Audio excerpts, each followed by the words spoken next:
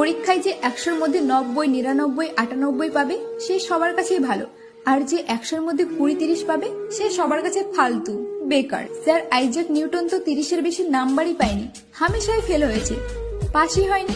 School থেকে তাড়িয়ে দিয়েছিল তাকে, যে এ পড়ার যোগ্যই না। যখন স্কুল থেকে তাড়িয়ে দিয়েছিল স্যার আইজ্যাক নিউটনকে, তখন তার ব্রেন খুলে গেল। হঠাৎ সে গাছ থেকে একটি আপেল পড়তে দেখে এবং মাধ্যাকর্ষণ সূত্রের সিদ্ধান্ত দেয়। যে স্কুলে ফেল হতো আজ সবাই তার নামে পিএইচডি করে, তার গুণগান করে।